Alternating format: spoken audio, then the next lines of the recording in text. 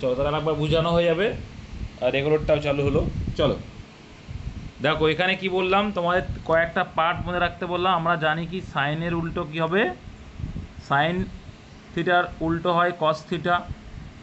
সাইনের উল্টো cos theta বাদ দাও, সাইনের উল্টো কস, ঠিক আছে, আর ট্যানের উল্টো কট, আর কোসেকের উল্টো সেক। যখনই এই পাশের যে মালগুলো আছে তার উল্টো মানে যদি চাই তার মানটা কি, এটা সমান সমান যদি আমরা এটা করতে, তার মানে হচ্ছে কি সেক সমান সমান হয়ে যাবে কি cosec, cosec 90 degree minus theta. Similarly কটের ভ্যালু চাই তাহলে কট মানে হয়ে যাবে কি tan 90 degree minus theta. Cos মানে কি তাহলে সাইন 90 ডিগ্রি মাইনাস থিটা। ব্যাস এগুলো একটু মনে রাখো। দিয়ে আমরা অঙ্কটা করব, এখানেও সেম করে দেবো। দেখো তাহলে এখানে কি সেকের জায়গায় আমরা দেখবো কি কোসেক। দেখো একটু ছোট করে নিয়ে, আচ্ছা তাহলে কোসেক, কোসেক সেক মানে কি কোসেক 90 ডিগ্রি মাইনাস থিটা। তো থিটার ভ্যালু এখানে কত বলছে 4 বলে দিয়েছে, তাহলে 4 থিটা লিখবো থিটার জায়গায়। থিটার জায়গায় কি লিখবো 4 থিটা লিখবো, কিন্তু সমান সমান cosec theta plus 20 degree. Cosec cosec কেটে গেল। এবার এই পাশে দেখো প্লাস 90 ডিগ্রি, এ পাশে প্লাস 20 ডিগ্রি আছে, প্লাস 20 ডিগ্রিটাকে এই পাশে নিয়ে আসছে, যেহেতু বড় সংখ্যা এই পাশে আছে প্লাসে, তাই তাহলে এখানে কত হয়ে যাবে 70 ডিগ্রি হয়ে যাবে। আর এই পাশে দেখো শুধু থিটা আছে, আর এই পাশে মাইনাস 4 থিটা, এই পাশে গেলে কী হয়ে যাবে প্লাস 4 থিটা, তাহলে থিটা প্লাস 4 থিটা কটা হয়ে গেল 5টা থিটা। 5 দিয়ে কাটলে কত হবে 5 14 70। তাহলে থিটার ভ্যালু কত আসলো 14। এইটুকু এক লাইনে দেখো, 1 2 লাইনের এগুলো হয়। আর পরীক্ষায় আসলে ডব্লিউবিতে এই টাইপগুলোই আসে, আমরি কঠিন আসবে না। 8 দাগে যেটা আছে ওরকম টাইপের খুব কমই আসে, রেয়ার। দেখো 2 জায়গা দেখো আসবেই না বলতে গেলে চলে। রামকে পরীক্ষা কেন্দ্রে 6 ঘন্টার মধ্যে পৌঁছাতে হবে, তাহলে তোমার টাইম দেওয়া হলো কত 6 ঘন্টা টাইম দিয়েছে, ভেরি গুড। মোট যাত্রাপথ 250 কিলোমিটার, ভেরি গুড, 250 কিলোমিটার মোট যাত্রাপথ। যদি রাম 3/5 অংশ দূরত্ব এত ঘন্টায় অতিক্রম করে, তাহলে এর 3/5 অংশ মানে কত 150। তাহলে আর বাকি চেয়েছে, তো বাকিটা চেয়েছে মানে বাকিটা বের করবো ডাইরেক্ট। তাহলে বাকি মানে কত 2/5, 3/5 জায়গায় 2/5, তাহলে 5 5 25 মানে 100 বাকি, তাই তো 2/5 মানে 100 বাকি আছে, আর 3/5 গেছে আর 100 বাকি। এবার দেখো 3.5 ঘন্টায় অতিক্রম করা হয়ে গেল, আবার বলছে 6 ঘন্টার মধ্যে পৌঁছতে হবে। তাহলে বাকি রাস্তায় কত বেগ প্রয়োজন যাতে নির্ধারিত সময়ের 30 মিনিট আগে, মানে 30 মিনিট আগে মানে ক ঘন্টা 6 ঘন্টা নির্ধারিত টাইম, তাই 30 মিনিট আগে মানে 5.5 ঘন্টায় পৌঁছতে হবে। এবার 5.5-এর ভিতরে তুমি অলরেডি 5.5-এর ভিতরে অলরেডি তুমি কী করেছো 3.5 ঘন্টা নিয়ে নিয়েছো, তাহলে বাকি আছে কত ঘন্টার 2 ঘন্টা। তাহলে এই 2 ঘন্টায় তোমাকে 100 কিলোমিটার করতে গেলে বেগ কত হতে হবে, সিম্পল তো 100/2 ঘন্টা। কত সোজা ভাই, দেখে মনে হচ্ছে কত বড় অঙ্ক, জটিল অঙ্ক মনে হয়, কিন্তু পড়লেই বোঝা যাচ্ছে অঙ্ক একদম কিচ্ছু নেই। নেক্সট 3 দাগ দেখো কি বলছে, এই 2 ঘন্টা বলছো কেন এখন, তুমি কি লেটে শুনছো, সবাই শুনতে পাচ্ছ তোমার কথা? দেখো 3 দাগ, দেখো একটু শিখতে গেলে মেয়েরা তো কোনো আওয়াজই দেয় না, অঙ্ক দেখা যাচ্ছে না কার, আমার ওর সমস্যা হয়, দিশা মনে হয় সম্ভবত। দেখো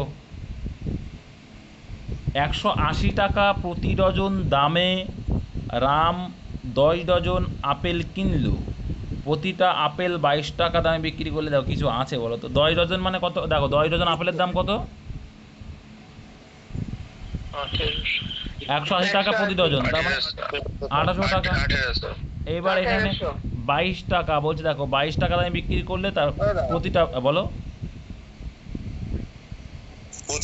আমি ওই 10 ডজন কেন বের করবো, আমি 1 ডজন বের করে দিলে তো হয়ে যায়, প্রতিটার দাম বলেছে একটার দাম বের করলেও হবে। হ্যাঁ তাও হবে, কোনো ব্যাপার না, একটার দাম বের করেই করবো। ও ঠিকই বলেছে, যেহেতু আমার এখানে প্রতিটা আপেল বের করতে বলেছে, তাহলে আমার এতটা করার দরকার নেই, ঠিক বলেছি। চলো তাহলে 10 ডজন আপেল কিনলো, তাহলে 1 ডজনের দাম তো বলেই দিয়েছে 180 টাকা প্রতি ডজন, দামে 10 ডজন আপেল কিনলাম 10 ডজন, সে প্রতিটা আপেল 22 টাকা দামে বিক্রি করলে তার লাভ কত হবে, এ তো কোনো কিছুই নাই। পার্সেন্টেজ যেহেতু দিয়ে যদি টাকায় আসতো তাহলে এটা আবার করতে হতো। হ্যাঁ, এখানে টাকায় নেই যখন তুমি ডাইরেক্টলি করতে পারো। তাহলে 180 টাকা প্রতি ডজন, সেখানে 22 টাকা প্রতিটা আপেল, তাহলে দেখো 12টির দাম 180 টাকা, তাহলে একটির দাম কত বের করতে হবে? 15 টাকা। একটির দাম 15 টাকা, কারণ 12 15 180 15 টাকা। এই যে প্রতিটা আপেল 22 টাকায় বিক্রি করছো, তাহলে তুমি কিনেছো 15 টাকায়, বিক্রি যখন করছো 22 টাকা, তাহলে লাভ করছো কত 15 টাকার উপরে? 7 টাকা লাভ করছো। ভেরি গুড, 7 টাকা লাভ। শতকরা হয়েছে যেমন 100-এ কত? আচ্ছা 5 20-তে কত হয়? 100 হয়, 3 20-তে সরি 140 3 5-এ 15 হয়, তাহলে কি 7 2 14 মানে 140/3। তাহলে 140/3 মানে কত হবে? পয়েন্টে তো আসবে, বুঝতে পারছি। তাহলে দেখো 3 4 12, 3 4 12, ভেরি গুড। 12 2 12 2 বলছি 12, এখনও 14, 2 বাকি 20, 20 যদি হয় 3 6 18, 2 আছে মানে 6 6 আসতেই থাকবে, 4.6666 আসতে থাকবে। Option B answer. নেক্সট, একটি লোকসভার নির্বাচনে এ মোট ভোটে 30% পান, তাহলে 100% মোট ভোট হয়, তার ভিতরে এ পেল কত? 30%। আচ্ছা এ পেল 30%, তাহলে বি পাবে কত? বি 25%। বি মোট ভোটে 25% পেয়েছে। আচ্ছা এ মোট ভোটে 30%, বি মোট ভোটে 25% পেয়েছে, এবং সি বাকি সংখ্যক ভোট পায়। তাহলে বাকি সংখ্যক মানে কত পার্সেন্ট ভোট পায়? 45% ও পাচ্ছে। টোটাল 100% করতে হবে আমার তিনজনের ভিতরে। তাহলে এ 30, এ 25 যোগ করলাম কত হলো? 55, আর 45 100 হয়ে গেল, হয়ে গেছে অঙ্ক। এবার দেখো বাকি সঙ্গে ভোট পায়, এবং পার্টি এ এর তুলনায় 1800 ভোট বেশি পায়। কে পেলো? সি ভোট বেশি পেলো। এই পার্টি এর থেকে এ কত পার্সেন্ট বেশি? 15। হয়ে গেছে, পার্সেন্টেজ অনুযায়ী 15% বেশি।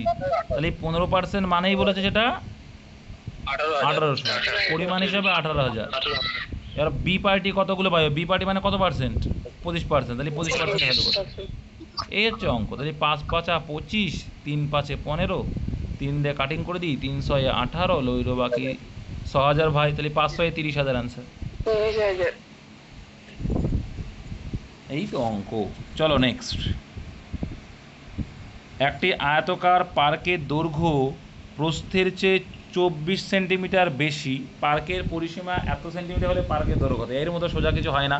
চলো আমরা পরিসীমার সূত্র কি জানি? 2 ইন্টু দৈর্ঘ্য প্রস্থ, ঠিক আছে, এটা সমান সমান বলেছে 256। এই 2 দিয়ে আগে কেটে দিলে কত হয়ে যাবে?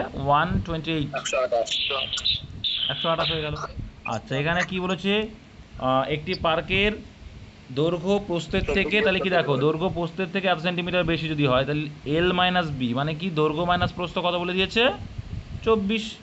তোমরা এবার শিখে এসছো ভাই, দৈর্ঘ্য হচ্ছে বড়টার মান, বড়টার মান বের করার ফর্মুলা কি জানি? যোগফল বাই 2, তাই তো? সমষ্টি প্লাস বিয়োগফল বাই 2। তাহলে যোগফল করো, 128 আর 24 যোগ করলে ভাই কত হয়? 152/2 মানে কত হয়? হ্যাঁ 76 হয়। ভেরি গুড, তাহলে 76 হলো। তাহলে এল এর ভ্যালু 76। এবার দেখো তার থেকে এইবার তুমি মাইনাস করেও করতে পারো, যে হচ্ছে কি যোগফল মাইনাস বিয়োগফল বাই 2, ওটা বাই 2 করলেও হবে। কিন্তু আমি বলবো যেহেতু আমি দেখো, আচ্ছা আমাকে বলতে দাও না। যেহেতু আমাকে, আচ্ছা এখানে দৈর্ঘ্য বের করতে বলে, সে তো পেয়ে গেছে দৈর্ঘ্য, অ্যান্সার পেয়ে গেছো। এবার যদি বলে প্রস্থ বের করতে, তাহলে সেক্ষেত্রে কী করবে না তো? যেহেতু পার্থক্য দেওয়া আছে 24, তাহলে 76 থেকে 24 বাদ দিয়ে দেবে, একদম বিয়োগ করে দেবে, পেয়ে যাবে। হ্যাঁ হ্যাঁ, তা করলেও হবে। আচ্ছা একটি চাকা 500 বার অতিক্রম করে 88 কিলোমিটার অতিক্রম করে। 500 বারে কতবার? 88 কিলোমিটার। তবে চাকার ব্যাসার্ধ কত ভাই? তো একবার মানে কত বাজাবে? 2 পাই আর যাবে, একবার মানে 2 পাই আর, ঠিক আছে। কিন্তু এখানে কতবার গেছে? 50, 500, তাহলে 500 গুণ হয়ে যাবে, আর এটা সমান সমান কত? 88 কিলোমিটার, তাই তো?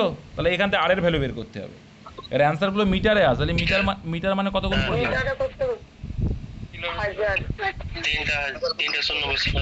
তাহলে 3টে শূন্য বসিয়ে দেওয়াই যায়। কেন 1000 মিটারে 1 কিলোমিটার হায়ার, মিটারে আসেন তাই মিটার করে দিলাম, তাই 2 শূন্য আউট করে দিলাম প্রথমেই।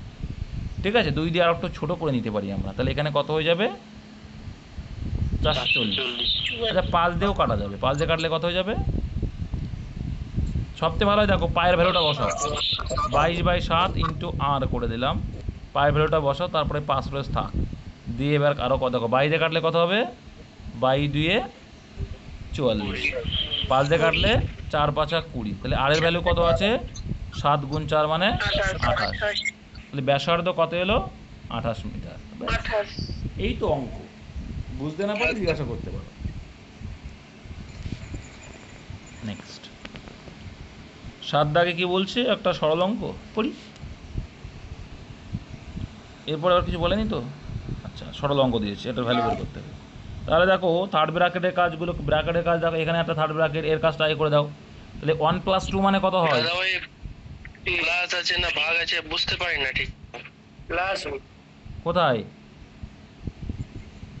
আমার ছিল না, প্লাস আছে না ভাগ আছে, ফার্স্ট ব্র্যাকেটের ভিতরে একটা প্লাস না মাইনাস বুঝতে পারিনি। প্লাস এ দেখো এখানে তো বোঝা, প্রথমটা এ দেখো এখানে একটু জুম করলে ভালো করে বুঝতে পারবে, দেখো এটা ভাগ মনে হচ্ছে, এটাও ভাগ মনে হচ্ছে, এইটার এটা যোগ, একদম বোঝা যাচ্ছে। ঠিক আছে, এটা জুম করলে তো বোঝা যাচ্ছে। চলো এবার করা যাক, দেখি কি বলছে অঙ্ক।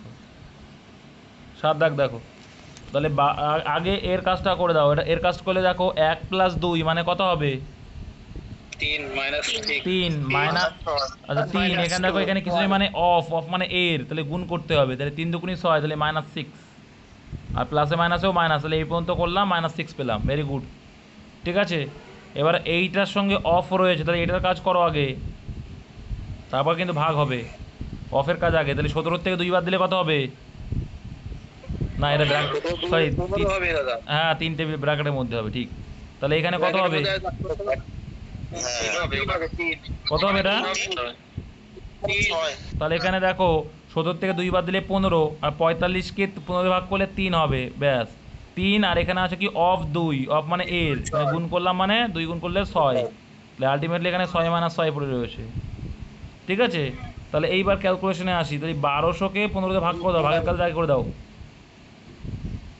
কত হয় 80 হয়, 8 15 100 করে 8 0 80, তাহলে আলটিমেটলি কি পাচ্ছি গুণ 6 - 6, তাহলে 80/6, আচ্ছা সে গুণ তো, সরি বাই কেন, 6টা 48 480 - 6, তাহলে 476 কি করা হয়, দেখো যেইভাবে করবে, নাহলে কিন্তু ওই ছোটোবেলাকার মতো প্রত্যেকটা লাইন বাই লাইন করতে গেলে টাইমটা শেষ। তাহলে অ্যান্সার অপশন এ। নেক্সট এই অঙ্কটা দেখো সাইন এক্স, এক্সের ভ্যালুটা বের করা যায়, তাহলে সাইন এক্স মানে কি, সাইনের হাফ মানে কি জানি আমরা, সাইন কার মান হাফ হয়, সাইন 30-র মান কি, সাইন 30 মানে হচ্ছে হাফ, সাইন 30-র মান হাফ, তাহলে এক্সের ভ্যালু কত এলো 30, ব্যাস, তাহলে এক্সের ভ্যালু পেয়ে গেছো, তাহলে এটা কিন্তু এক্স যেখানে আছে সেখানে কীভাবে 30 পাবে। এবার দেখো তোমার একটা জিনিস ভেঙে ভেঙে বোঝাচ্ছি, দেখো ভেঙে ভেঙে বুঝিয়ে কেটে দেবো, তাহলে এইখান থেকে একটা পার্ট আমরা বের করতে পারি, দেখো এইগুলোকে আমরা সাজিয়ে লিখবো, কারণ কি আমরা জানি second square theta minus tan square theta, তাহলে এখানে আমরা এটা লিখতেই পারি, দুটো পার্ট দেখো করতেই পারি, এখানে আমরা দুটো পার্ট যদি করি তাহলে কী হয় দেখো, এটা তো লেখাই যায় নাকি,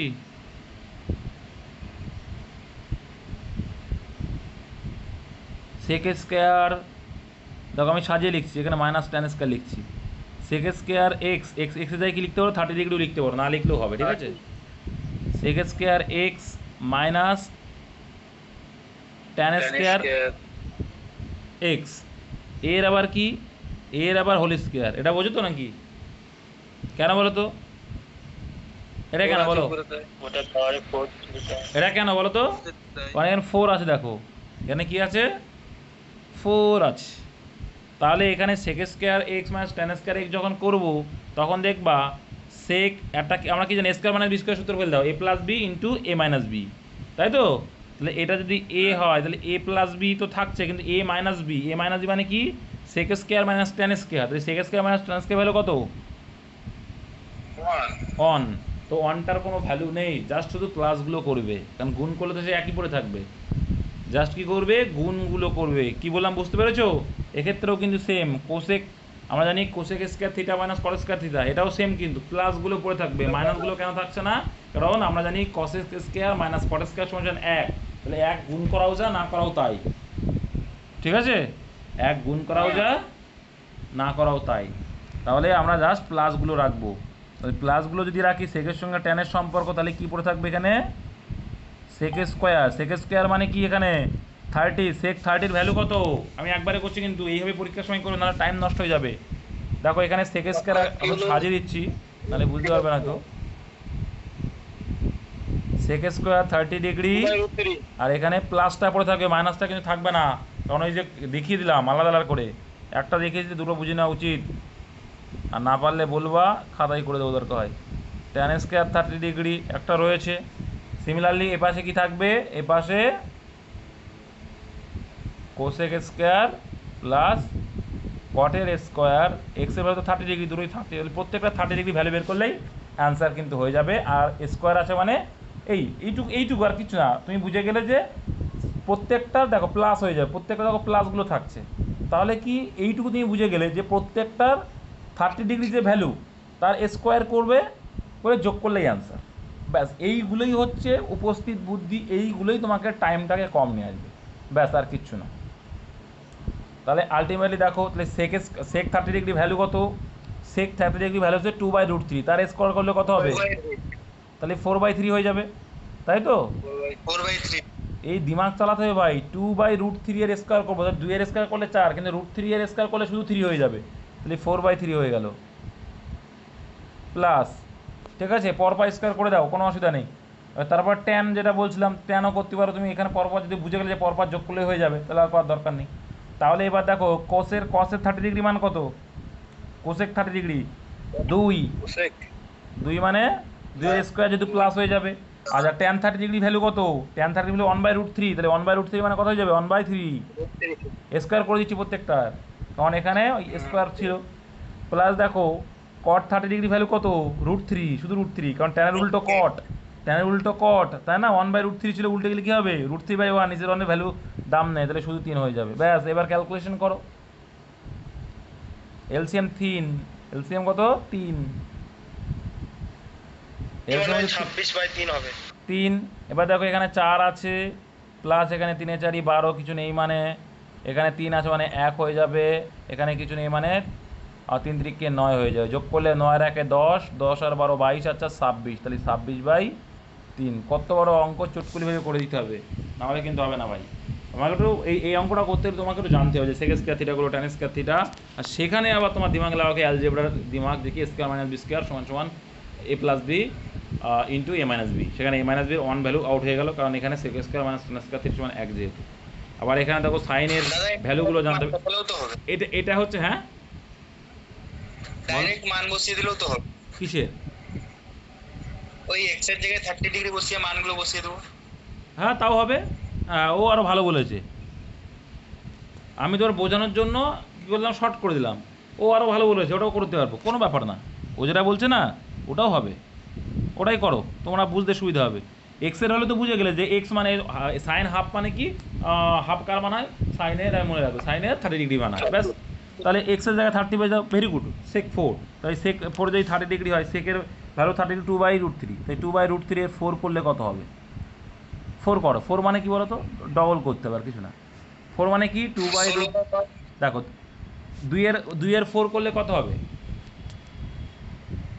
16 হবে। আর এখানে কি হবে দেখো, √3 আর √3 গুণ করলে কত হবে? দুটো করে ভাগ করলে √3 হবে 3, আবার আরেকটা স্কোয়ার আছে মানে দুটো স্কোয়ার, তাহলে √3 3 মানে 9 হয়ে যাবে, এটাও করা যাবে, নো টেনশন, ভেরি গুড। এখানে আবার কত আছে দেখো, কস স্কোয়ার 4, তাহলে কসের মান কত হয়? কোসেকের 30, আচ্ছা 30 ডিগ্রি ভ্যালু হচ্ছে 2, আর 2 এর তাহলে এখানে শুধু 16 হবে, ভেরি গুড। এটা করলে আর সোজা, ঠিকই বলেছে, মান ইনপুট করে দাও, একদম জলভাত হয়ে যাবে। এটা করো, এটাই করো, tan 4x, কিন্তু আমি যেটা বললাম যদি জানা থাকে আরও শর্ট হয়ে যায়, এটাই আর কি। হ্যাঁ ওটাই আরো সোজা হবে। আর tan এর ভ্যালু কত আছে? tan এর ভ্যালু হচ্ছে 1/√3, তাহলে 1/√3, 1 এর যা করবা তাই থেকে যাবে, আর √3 যদি দাদা 4 মাইনাস হবে করা, আচ্ছা মাইনাস আছে, সরি এখানে কিন্তু মাইনাস আছে, দেখো প্লাস মাইনাসে মাইনাস হয়ে যাবে, তাহলে 1/9 হয়ে গেল। আর এদিকে প্লাস আবার কিন্তু মাইনাস হবে, প্লাস মাইনাসে মাইনাস, ঠিক আছে, এই প্লাসে মাইনাসে ব্র্যাকেটের বাইরে বের করছো মানে মাইনাস হয়ে যাবে। আচ্ছা, এত যদি আলাদাভাবে করতে চাও আলাদাভাবে করলে টাইমটা নষ্ট হয়, কিছু না। cot 4x করে দাও, সেই একই ব্যাপার। কটের ভ্যালু কত? √3 এর 4 করা মানে সে কত? 9। সোজা আছে, এটাই করবা, এটাই ইজি লাগবে। তাহলে ভ্যালুটাকে ইনপুট করে দিলাম, এখানে যেটা দেখো, তাহলে এখানে 16 আছে ভাই, কোনো ব্যাপার না, প্লাস এখানে 16 নেই, 9 16 কত হয়? 144, 144 এখানে তো আছে, -1 করে দাও, এখানে -9 তাহলে -81 আর -1 কত হবে? -82। তাহলে 144 থেকে 100 শুধু 82 বাদ দিয়ে দাও আগেই, তাহলে ইজি হয়ে যাবে। 18 আর 44 কত? 62 78 নিচে 9 আসছে টোটাল 78/9 আসছে, 78/9 ক্যালকুলেশন করলে 78/9, 3 দিয়ে কাটো, 3 3 কে 9 আর 3 26 78। ব্যাস, এটাই আরও সোজা, তোমাদের ওই অত সূত্র মনে রাখার দরকার নেই। চলো, 36 সেন্টিমিটার বাহু বিশিষ্ট একটি বর্গক্ষেত্রের মধ্যে সর্ববৃহৎ যে বৃত্ত, তোমরা শিখেছো ভাই, এটা অ্যান্সার, এইটা বোঝা হয়ে গেছে। ওই যে বৃত্তের যেটা ব্যাস দেখো মাথায় রাখি, বলছি এর ভিতরে যে বৃত্তটা হবে, একটা সিম্পল লজিক ভাবো, এইখানে মেন পয়েন্ট থাকে মিডিলে। এবার একটা জিনিস দেখো, 36 সেন্টিমিটার বাহু বিশিষ্ট, তাহলে এই বাহুটার ধরো কত? 36। তাহলে এই দিকে যদি যাই তাহলে এটাও কত হয়ে যাবে? 36, তাই তো, কারণ চারিদিকে 36। তাহলে এর ব্যাসার্ধ কি অত কত হবে? এর অর্ধেক। তার মানে বর্গক্ষেত্রের ভেতরে যদি বলে তোমার বাহুর, মানে বর্গক্ষেত্রের ভেতরে বৃত্ত বলে, তার মানে কি বর্গক্ষেত্রে যে বাহু তার অর্ধেক হয় ব্যাসার্ধ, যেটা আমি প্র্যাকটিক্যালি দেখাচ্ছি। তাহলে 18 হয়ে যাবে। তাহলে πr², তাহলে পায়ের ভ্যালু তো রয়েছে, দেখো পাই দেওয়াই আছে, ইন্টু r² মানে কত? 18² 324। তাহলে অ্যান্সার কত হবে? 324 পাই, অপশন নাম্বার এ। এটা মুখোমুখি করা যেত। নেক্সট, শুধু সূত্র জানতে হবে। একটি কোম্পানির প্রতিটি কর্মচারী গড় বেতন 350 টাকা, ভেরি গুড। 10 জন সিনিয়র কর্মচারী গড় বেতন 450 টাকা, ওকে। 10 জন সিনিয়র কর্মচারীর বলছে আবার 450 টাকা, এবং বাকিদের গড় বেতন 250 টাকা। অ্যালিগেশন করে দেবো, সিম্পল, একদম কিছু নেই। তারপর প্রত্যেকটা শূন্য আছে মানে প্রত্যেকটা শূন্য আমি আউট করে দেবো। তাহলে দেখো প্রত্যেকের সবাই মিলে কত বলছে? 35। হ্যাঁ, সিনিয়র বাবুদের বলছে 45, আর এদিকে বাকি যারা আছে জুনিয়র ফুনিয়র আছে এইটা। তাহলে এবার এইদিকে আমি যদি অ্যালিগেশন করলেই তো হয়ে যায়। দেখো এখানে গড় বেতন যখন করব সংখ্যা আসবে, তাহলে এখানে কত আসছে বাপু? 10। এখানে কত আসছে? 10। তাহলে 10 মানে কি 1:1? আরে বাবা, শূন্য শূন্য আউট করে দেবো, 1:1। তাহলে অর্ধেকই আছে, তাই না? তার মানে কি, দেখো কতজন কর্মচারী ওই কোম্পানিতে আছে, দেখো এক মানেই কত? একজন মানেই হচ্ছে 10 জন। তাহলে এখানেও একজন মানে 10, 10 কত? 20 জন আছে টোটাল। এতটা সোজা, একটু প্রসেসগুলো জানতে হবে, তার জন্য ভাই প্র্যাকটিস দরকার। তোমরা প্র্যাকটিস করবা না আর বলবা দাদা নাম্বার উঠছে না, অঙ্কেও নাম্বার উঠছে না, তাহলে দোষটা তো আমাদের না বা আমার না। চলো, একটি ব্যাগে 2 টাকা, 1 টাকা ও 50 পয়সা 3:4:5 অনুপাতে আছে। মোট টাকার পরিমাণ এত হলে, দেখো এখানে মুদ্রার রেশিও দেওয়া আছে, এখানে তোমাকে আগে টাকা রেশিও বের করতে হবে, তবে গিয়ে তুমি পারবে, তাই না? তাহলে দেখো 3টে 2 টাকা মানে ক টাকা আছে ভাই? 6 টাকা আছে।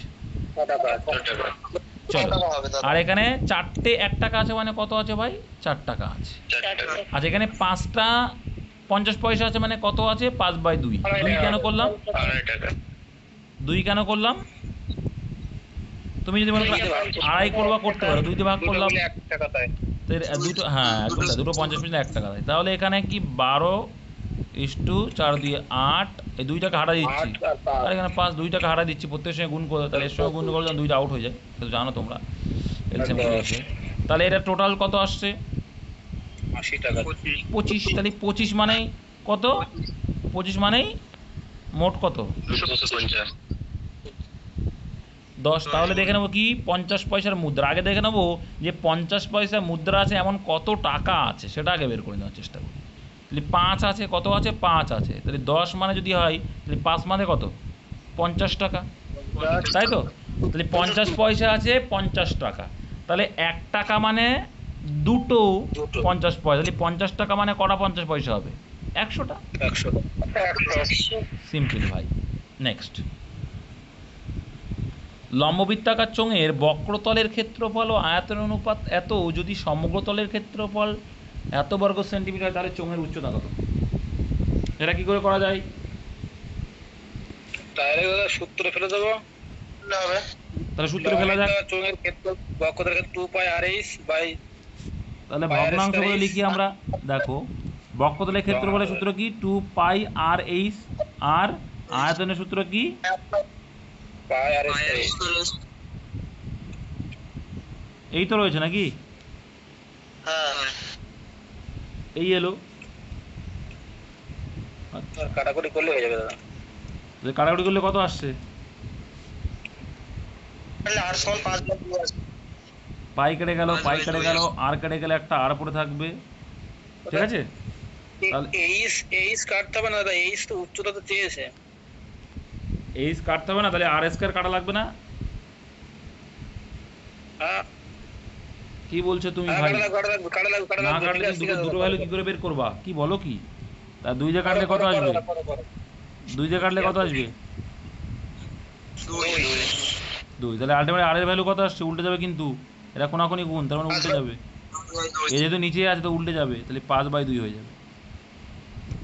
এইবার সমগ্রতলের ক্ষেত্রফলের কোনো এবার আর এর ভ্যালু, সমগ্রতলের ক্ষেত্রফল, তাহলে আর এর ভ্যালু 5/2 পেয়ে গেলাম। তাহলে আর এর ভ্যালু পেলাম 5/2।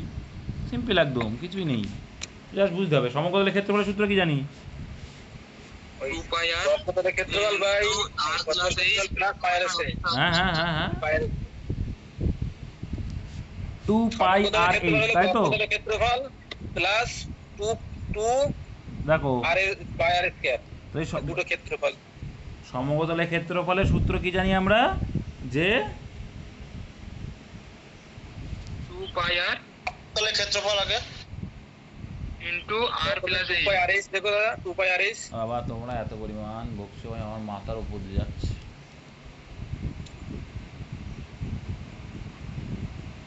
এই তো না দাদা 2 হবে, এখানে এদিক 2 হবে, ওই যে 2 পাই আর স্কয়ার হবে। আচ্ছা আচ্ছা, সমগ্রতলের ক্ষেত্রফল মানে কি তোমরা বোঝো? দাঁড়াও, তোমরা হয়তো করছো, আমি বুঝতে পেরেছি কী করেছো। আচ্ছা, সমগ্রতল, দেখো লম্ববৃত্তাকার চোঙ আছে, সমগ্রতলের ক্ষেত্রফল বোঝো কি তোমরা? তাই বলো আগে। Total surface area. Total area, তাই তো? এই টোটাল এরিয়া মানে কি হয় বলো তো? এই যে বৃত্তের ক্ষেত্রফল প্লাস বক্রতলের ক্ষেত্রফলের যোগফল, জানো তো? তো বৃত্তের ক্ষেত্রফলের সূত্র কি জানি? বৃত্তের পাই আর স্কয়ার না পাই আর স্কয়ার। পাই আর স্কয়ার, তো তাহলে পাই আর স্কয়ার প্লাস কি? উচ্চতা, তাই তো নাকি? 2 পাই আর। বলছি দাদা, এই দুটো দুটো বৃত্ত আছে তো, উপরে একটা নিচে একটা আছে, তাহলে ওই জন্য বলছে 2 পাই আর স্কয়ার হবে। আচ্ছা, তোমরা ভুল বলছো না আমি ভুল বলছি, এটাই আমি কনফিউজ হয়ে যাচ্ছি এবার। সমগ্রতলের ক্ষেত্রফল 2 পাই আর ইনটু r প্লাস এইচ না? হ্যাঁ তাই তো, তো এইখান থেকে করলেই তো আসবে। সমগ্রতলের ক্ষেত্রফলের সূত্র কি? পাই আর ব্র্যাকেটে r plus H into r 2 পাই আর পাই আর প্লাস এইচ। ও হ্যাঁ, ঠিকই বলেছে, এ পাশে একটা বৃত্ত আছে, ওই বৃত্ত, তাহলে এখানে 2 আসবে একটা, ঠিক বলেছে, 2 পাই আর স্কয়ার প্লাস, হ্যাঁ, তার মানে কমন যাচ্ছে কি? 2 পাই আর কমন, 2 পাই আর কমন। পাওয়ারটা পড়ে গেল, 1 মিনিট, সাদা সাদা হয়ে গেল।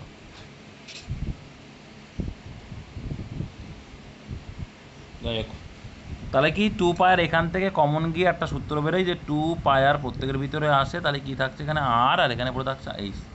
হ্যাঁ, 2 পায়ার ইন্টু আর পাই সূত্র, তাহলে এদিকে পেয়েছিলে 5/2 আর এর ভ্যালু, আর তাহলে 2 পাই আর ইন্টু আর প্লাস এইচ, সূত্রটা মনে রাখবে। তো এই 2 পায়ের ভ্যালু কত? 22/7। 2 পাই আর এর ভ্যালু কত? 5/2 ইন্টু আর প্লাস এইচ, এইচ এর মানটা চেয়েছে আর এটা সমান সমান কত আছে? 187। 127, ওটা 11 যাচ্ছে। তাহলে কত আসছে দেখো? কাটো কাটো যতটুকু কাটা যায়,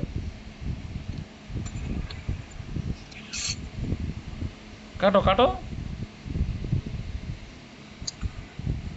আরে ভাই ধূর ধার করে কেটে দাও না। এখানে কত আসছে? 17। 2 আসছে তাই না? আর ওপরে কত আসছে দেখো তো, গুণ করো এবার। 4 5 20। আর এখানে কত আসছে? নিচে একটা 2 আছে, 2 কেটে যাবে। তাহলে এই একটা 2 আছে, একটা 2 আছে, কেটে দাও না। তাহলে কি 5 2 10 আসছে, 10/7। 10/7। তো 10/7 ঠিক আছে। তাহলে ও পাশে নিয়ে যাবো, ও পাশে ডাইরেক্ট নিয়ে যাবো। তাহলে কি হবে, 10/7 ও পাশে গেলে কি হয়ে যাবে? 9/10। তাহলে আলটিমেটলি ডাইরেক্ট যদি করি, তাহলে এখানে 9/10 মানে 10/7 রয়েছে। 10/7 ও পাশে গেলে কি হবে, গুণ হয়ে যাবে না, 7/10 হয়ে যাবে। 7/10 হয় না? হ্যাঁ উল্টে যাবে দাদা, উল্টে যাবে তো। তাহলে 7/10 হবে না? হ্যাঁ তাই হবে, তাই হবে। তাহলে 17 ইন্টু 7/10। তোমার কি হিসাবও করতে পারছো না নাকি? এইটুকুই তো বুঝি না। এই গেল, এ পাশে প্লাসে আসবে না, এ পাশে মাইনাস হয়ে যাবে। ব্যাস, এবার ক্যালকুলেশন করে যেটা আসবে সেটা করো। তো 7 17 কত হয়?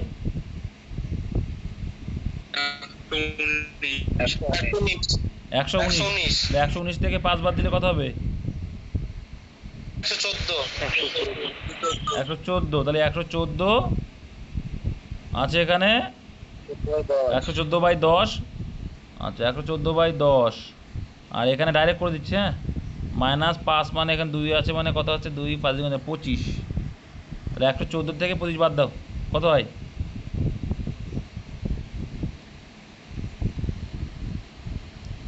তাই তো নাকি? 89 আসছে।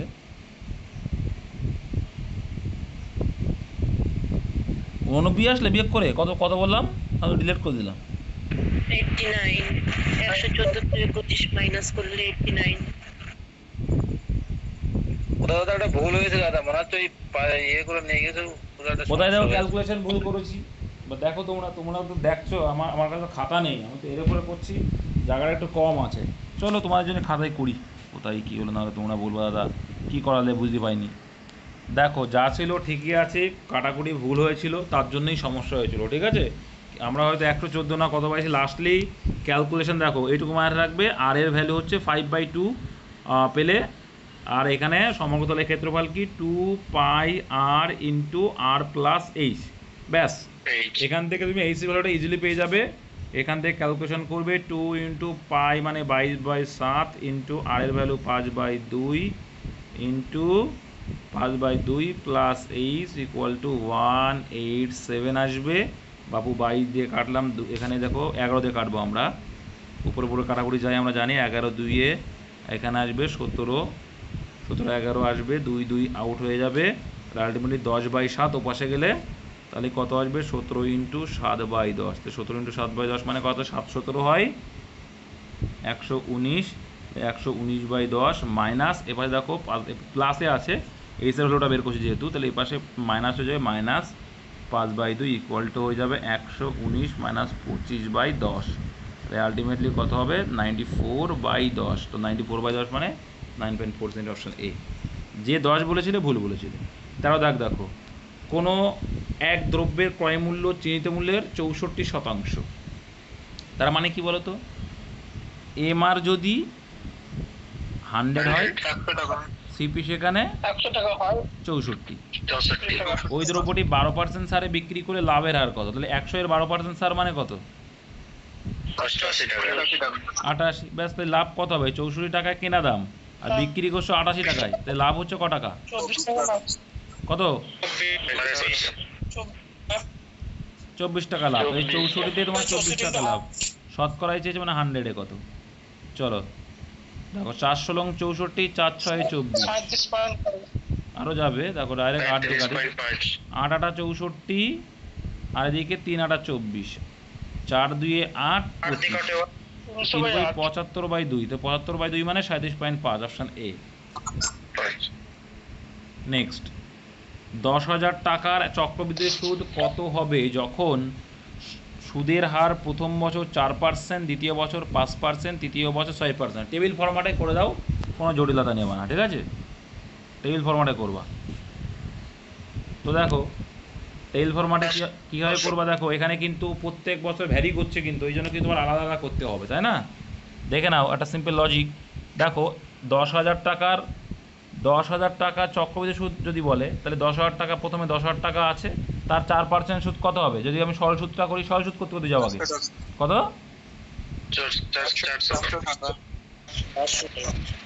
400। তারপরেরটা কত হবে?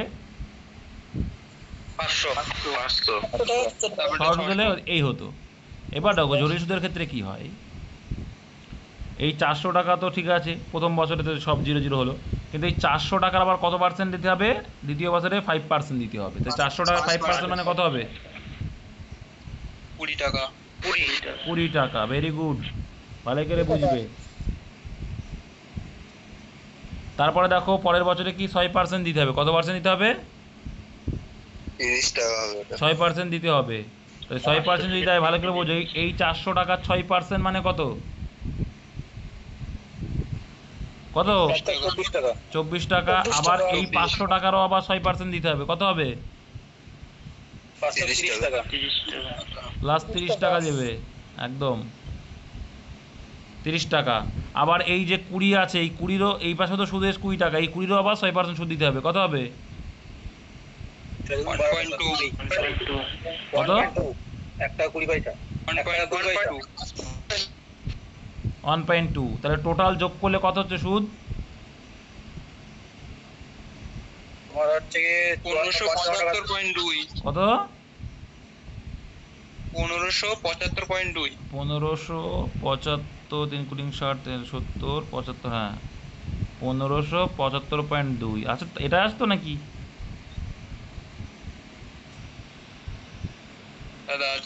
তা থাকার তো উচিত। তাই টেবিল ফরম্যাটে করা সব থেকে সোজা। এই বুঝতে পেরেছো? না বুঝতে পারলে বলো।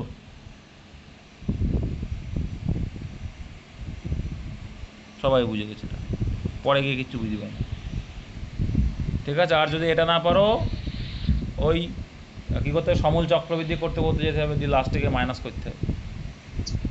কিন্তু আমার মতে টেবিল ফরম্যাট করলে অঙ্ক অনেক ইজি হয়ে যায়। হ্যাঁ, এই অঙ্কটা তো ডাইরেক্টলি তোমরা যদি ভাবো হ্যাঁ হবে, 10,000 টাকা ছিল তো, 10,000-এর প্রথম 104%, 104% ইন্টু তারপরে কত পার্সেন্ট ছিল ওটা? 105%, তারপরে 106%।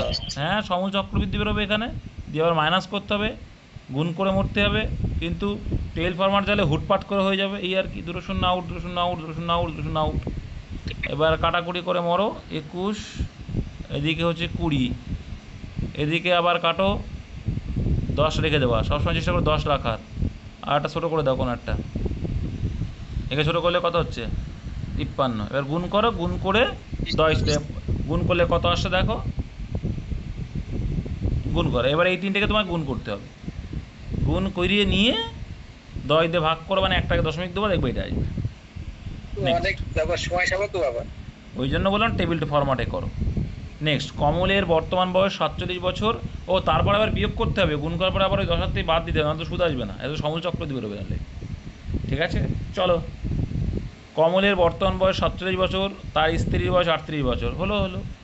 তাদের বিবাহের সময় কমলের বয়স তার স্ত্রীর বয়সের 1.5 গুণ ছিল। কত বছর আগে তাদের বিবাহ হয়েছিল? একটু অপশন টেস্ট করে এই অঙ্কগুলো সব থেকে সোজা হয়ে যাবে। তাদের বিবাহের সময়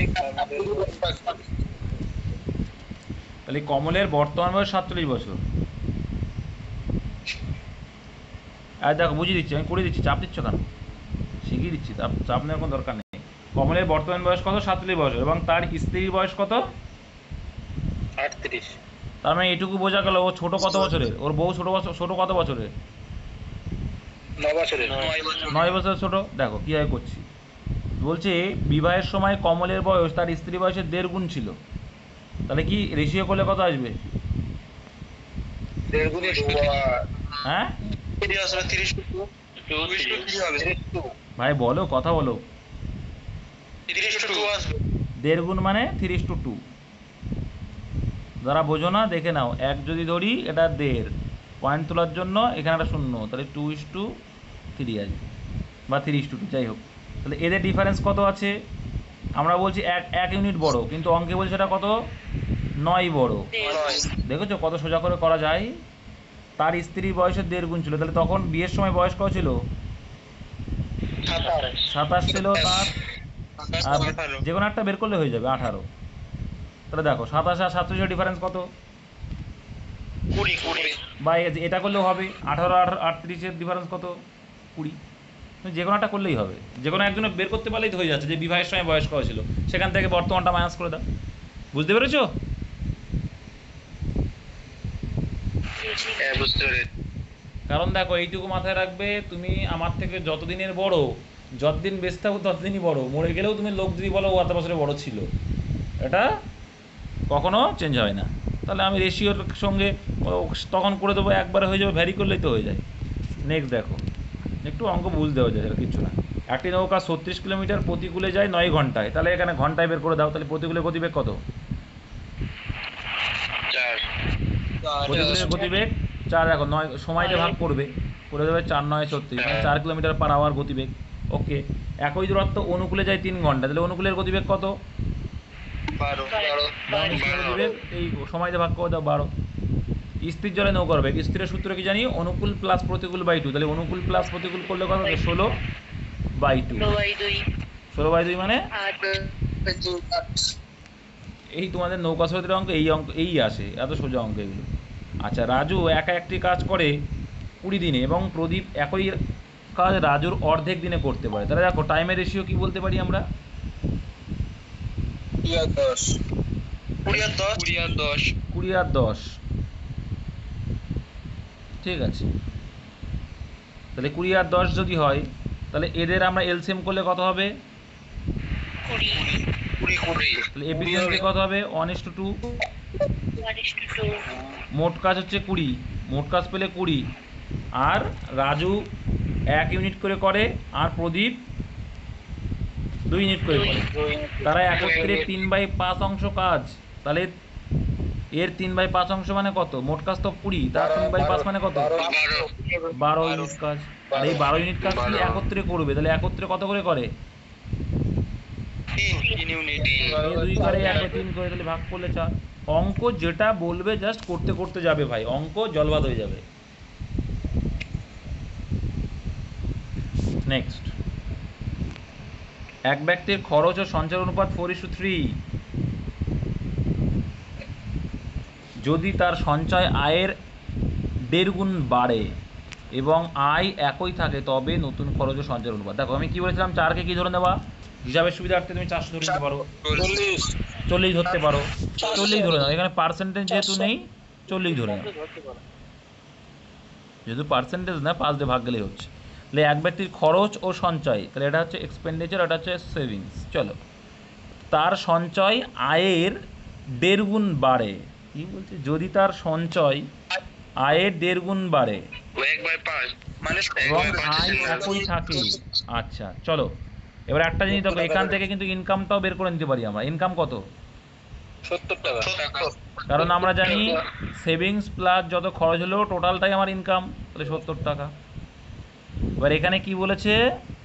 এখানে বলেছে কি, তার সঞ্চয় আয়ের 1.5 গুণ বাড়লো, তাহলে আয় কত? 70, 70-এর 1.5 গুণ বাড়া মানে কত হলো? এই 14 টাকা বাড়লো, 70-এর 1.5 গুণ, মানে 1/5 গুণ, 1.5 গুণ না। তাহলে কত হলো? 80 টাকা হলো টোটালে আয়। যদি তার সঞ্চয় আয়ের এত গুণ বাড়ে, মানে 1.5 গুণ বাড়ে, এবং আয় একই থাকে, পাগল, আয় একই আছে। ও ঠিক আছে। সঞ্চয় বেড়েছে। হ্যাঁ, সঞ্চয় 40 ছিল আগে কত? ছিল আগে 30 টাকা, আর 14 টাকা বাড়াতে 44 টাকা। তাহলে 14 টাকা বাড়লো। এই 14 টাকা বাড়লে কত হবে?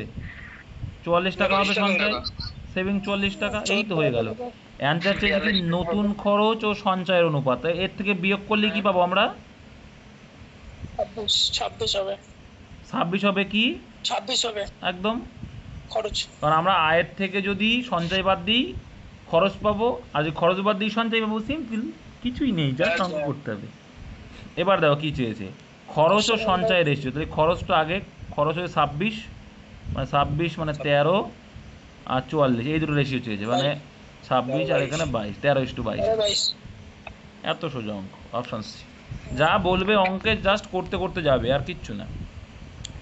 বিজয় 14 টাকা প্রতি ডজন কলা বিক্রি করে 40% লাভ করে, বলে বাবা তাই নাকি?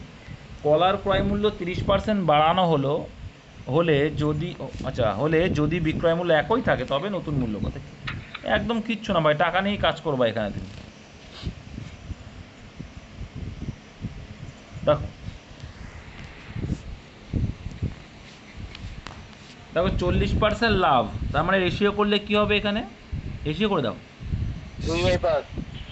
2/5। আচ্ছা 2/5 মানে কি জানো? 5 টাকা টোটাল ছিল, 5 টাকা যদি ক্রয় মূল্য হয়, বিক্রয় মূল্য লাভ বলেছে তো, প্রতি ডজন কলা বিক্রি করে 40% লাভ, মানে 7 টাকা। কলার ক্রয় মূল্য 30% বাড়ানো হলো। এবার এই 5:7 কে হিসাবের সুবিধার্থে কি করতে হবে? 500 ধরে নেবো আর 700। এইটাই বুদ্ধি, এটাই কি? এটা বুদ্ধি, এটা আমার কাজেই লাগাবো না, এটা আমার কাজ।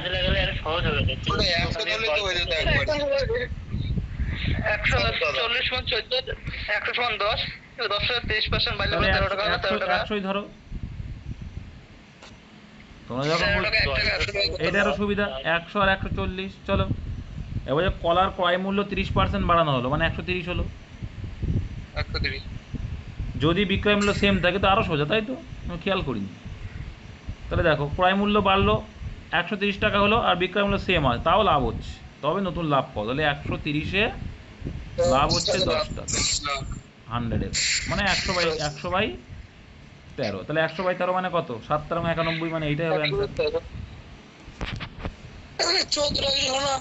হ্যাঁ, ওই যে বললেন 14 টাকা প্রতি ডজন, ওটা কি করলে ওটা কি লাগবে না? ওটা না হলেও হবে, তুমি ধরলে ধরো না ভাই।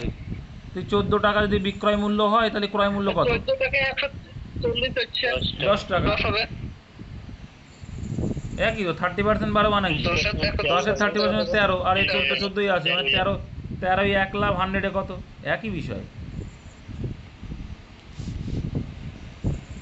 নেক্সট, এক্স ওয়াই জেড ত্রিভুজের পি ও কিউ বিন্দুদ্বয়, আচ্ছা এখানে আবার কি করেছে? এক্স ওয়াই জেড, চলো এক্স ওয়াই ও, আচ্ছা পি ত্রিভুজের পি এবং কিউ, এক্স ওয়াই জেড ত্রিভুজের পি এবং কিউ বিন্দুদ্বয় এক্স আর ওয়াই ও এক্স আর জেড। আচ্ছা একটু ঘুরিয়ে লিখি তাহলে সুবিধা হবে। এখানে এক্স লিখি, ওয়াই লিখি, আর এখানে জেড লিখি। কি বলতে চাচ্ছি তাহলে, কি বলছে? এক্স ওয়াই, আচ্ছা বাহুর উপর রয়েছে,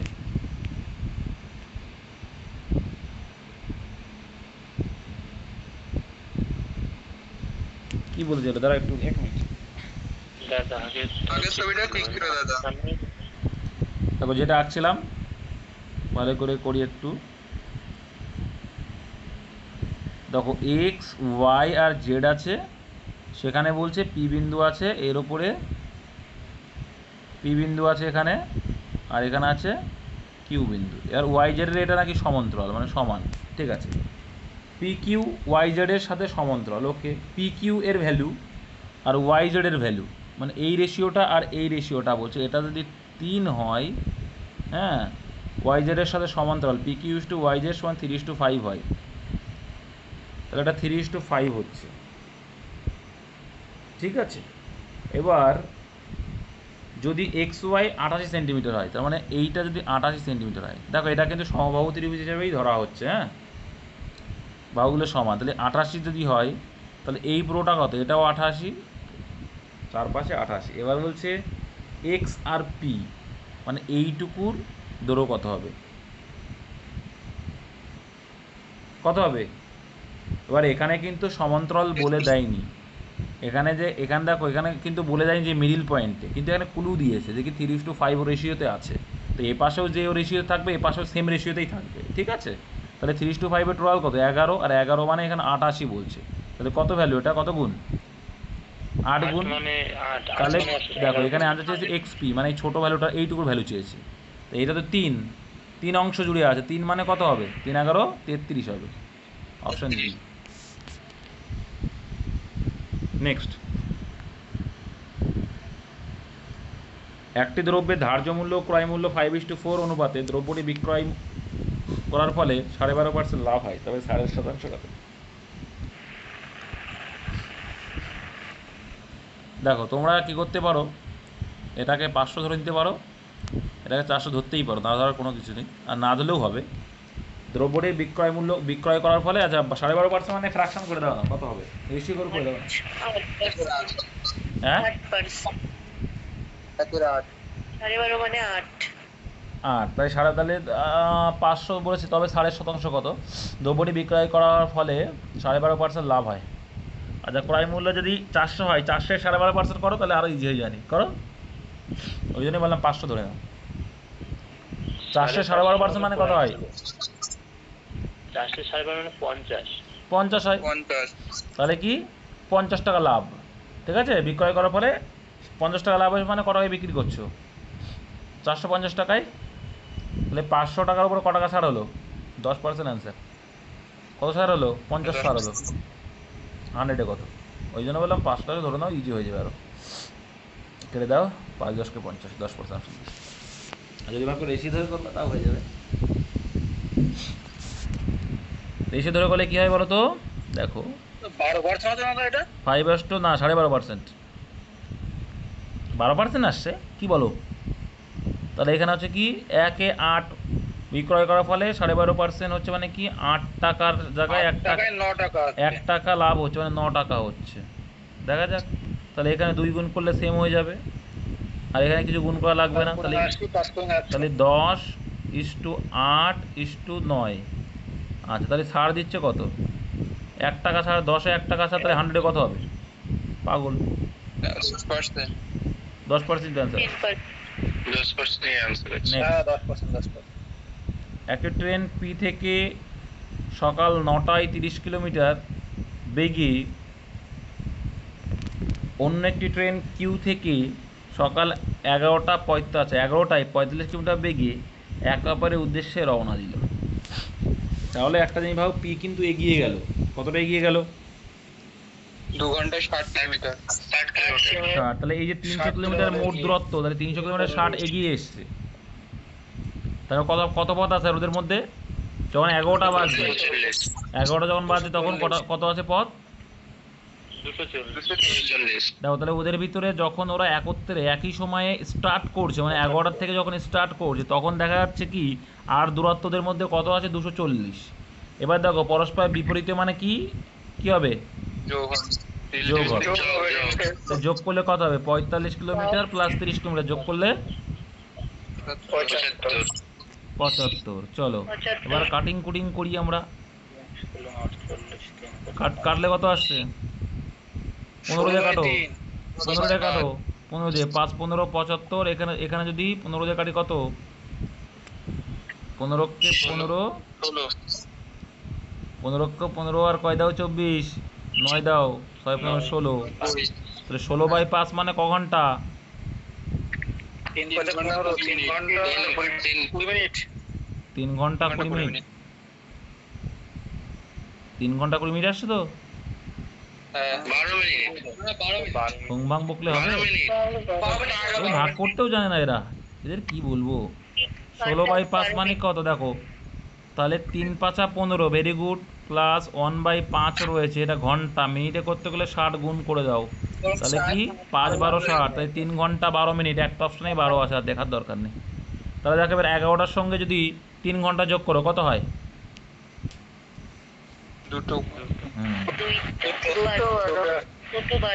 তাহলে ওটাই অ্যান্সার। নেক্সট দেখো, একক দৈর্ঘ্যের 70টি, এটা ভালো জিনিস, 70টি কাঠি দিয়ে একটাও না ভাঙে, এটা ভাঙা যাবে না, সমকোণী ত্রিভুজ তৈরি করা হলো, ত্রিভুজের ক্ষেত্রফল কত? তার মানে কি বলতো, প্রত্যেকটা দৈর্ঘ্য যেহেতু সেম, তো 70টা কাটিয়ে আছে, তোমাকে ট্রিপলেট জানতে হবে। এটা কি জানতে হবে? ট্রিপলেট। এই সমকোণী ত্রিভুজ তৈরি করা হলো, ত্রিভুজের ক্ষেত্রফল কত? তাহলে 70টি ধরে নেবে কি 70ই হচ্ছে তোমার দৈর্ঘ্য, 70ই হচ্ছে মোট দৈর্ঘ্য, মানে কি এটা পরিসীমা। এই টোটাল পরিসীমা কি 70টা কাটি, মানে ধরে নাও এক ইউনিট করে যদি হয়, মানে 1 ইউনিট করে দৈর্ঘ্য হয়, 70টা দৈর্ঘ্য কত? 70 ইউনিট দৈর্ঘ্য। তাহলে এটা মানে কি পরিসীমা। তো 70টাকে 3টে এমন পার্টে ভাগ করতে হবে। দেখো সমকোণী ত্রিভুজ মানে কি বলছে? 20, 21 আর 29 আলাদা। তাহলে অধি স্কয়ার করে লম্ব স্কয়ার প্লাস ভূমি স্কয়ার। তাহলে এখানে তোমার ট্রিপলেট কাজ করাতে হবে। কোন ট্রিপলেট কাজ করবে? তো দিমাগে আনতে হবে ভাই এটা একটু। তো 70কে ভাঙলে দেখবে 20, 21 আর 29। 29-এর ক্ষেত্রফল কত হয় একটু জানতে হবে, নাহলে হবে না এটা। 841 29-এর ক্ষেত্রফল কত বললে? ক্ষেত্রফল বলছি, স্কয়ার কত হয়? 841। আর এদিকে দেখো 20 কত? 400, আর এদিকে 441। তাই যোগ করে দেখো আসছে কিনা, আসছে। তাহলে এটাই অ্যান্সার হবে। তাই ত্রিভুজের ক্ষেত্রফলের সূত্র কি জানি? হাফ ইন্টু এটা দেখো, এটা কি? এটা 29, কিন্তু এটা কিন্তু ভূমিও না উচ্চতা না, ওর কাজ নেই। হাফ ইন্টু ভূমি ইন্টু উচ্চতা। তাহলে কত হবে? 210।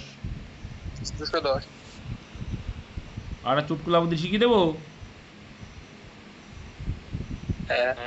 এখানে যারা থাকে তারা মাল্টিপল পেয়ে যাবা আশা করি। নেক্সট দেখে নাও। 24 দাগ, একটি মিশ্রণের দুধ ও জলের অনুপাত এত, যদি 2 টন জল ঢালা হয় বাবা, তবে দুধ ও জলের অনুপাত হয় এত। চলো, কিচ্ছু নেই। 4:3, আচ্ছা, আর 8:7 আছে। এবার দেখো সেম করতে হবে কাকে? দুধ আগেও যা ছিল এখনো তাই তো নাকি?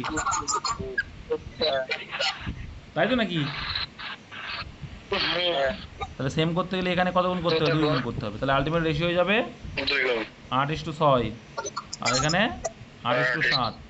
তাহলে 1 মানেই কত? 2 টন। তাহলে 1 মানে 2 টন। তাহলে বর্তমানে কত আছে? 15। তাহলে বর্তমানে কত? 15। 8×7 15 ইন্টু দেখো 1 মানে যদি 2 হয়, 1 মানে কিন্তু 2 গুণ, তাহলে অ্যাকচুয়ালটা পেতে গেলে 2 গুণ করতে হবে। তাহলে কত আসবে? 30। নেক্সট, একটি দ্রব্যকে 14×2 14×2 মানে কি? 1/7, জানো তো? ভগ্নাংশ করলে ফ্র্যাকশনে 1/7, মানে 7 টাকার জিনিসটা 7 টাকা ক্রয় মূল্য, আর কি এত হারে বিক্রি করলে ক্রয় মূল্য বিক্রয় মূল্যের অনুপাত কত হবে? আর এখানে লাভ না ক্ষতি, এখানে কিন্তু লাভ না ক্ষতি কিছু বলে দেয়নি। হ্যাঁ, আমরা যদি লাভ ধরি তাহলে 8 টাকা হবে, তাহলে 7 আর 8ই হবে। ঠিক আছে, লাভ ধরেই করতে হবে। এখানে বলে দিন এটা লাভ। হ্যাঁ, এটা লাভ ধরে করতে হবে, কারণ কোনো অপশনে তুমি দেখতে পারবে না 6 আছে।